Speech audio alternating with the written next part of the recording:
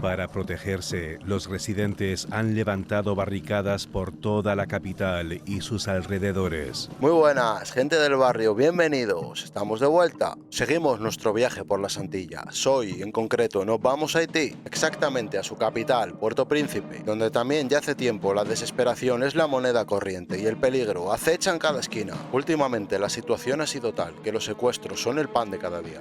Puerto Príncipe se ha convertido desde el domingo en escenario de mortales ataques de bandas criminales. Las bandas criminales dominan las calles con mano de hierro, pero parece que entre las sombras algunos son los que luchan por salir. Ya no podemos soportar la inseguridad de las bandas.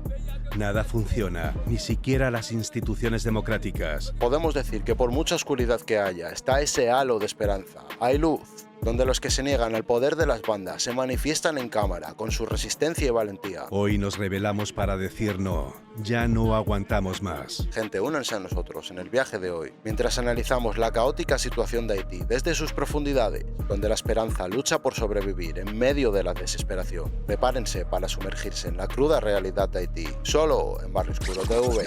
Desde el asesinato del presidente en verano de 2021, Haití ha estado sumido en una espiral de caos y violencia sin precedentes.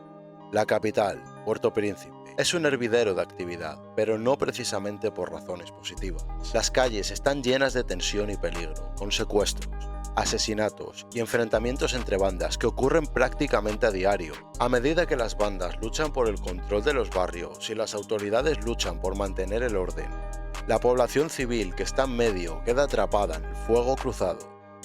Los secuestros se han convertido en una epidemia, con personas de todas las edades y clases sociales como blancos potenciales.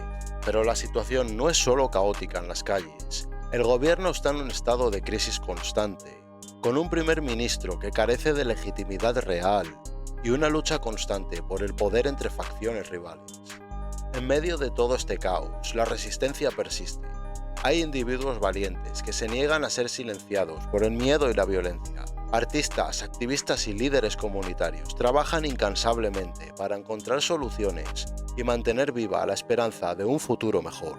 Pero la realidad es que el camino hacia la estabilidad y la luz parece cada vez más difícil de alcanzar. Seamos realistas, gente. Las divisiones políticas y sociales siguen profundizándose, y la presencia de bandas criminales no solo complica aún más las cosas. A pesar de todo, hay una determinación inquebrantable en el pueblo haitiano. Una creencia que, a pesar de los desafíos abrumadores, un futuro mejor de alguna manera es posible. Y es que en Haití, la lucha por la supervivencia es una realidad diaria, porque esto es una locura de país, pero también lo es la resistencia y la esperanza de un mañana más brillante.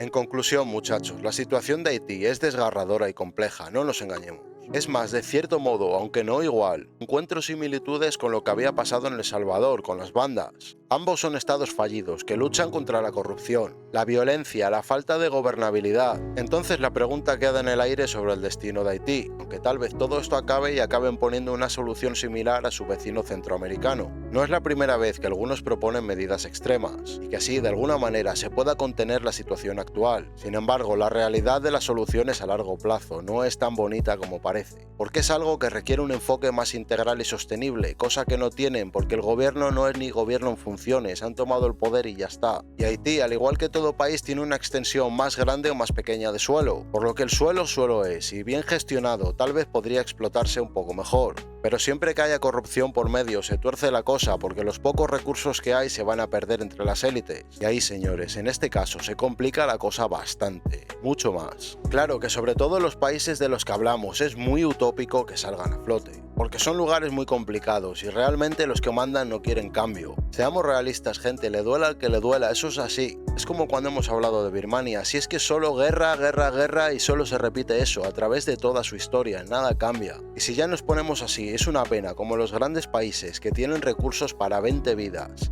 y pasan de ayudar a los otros.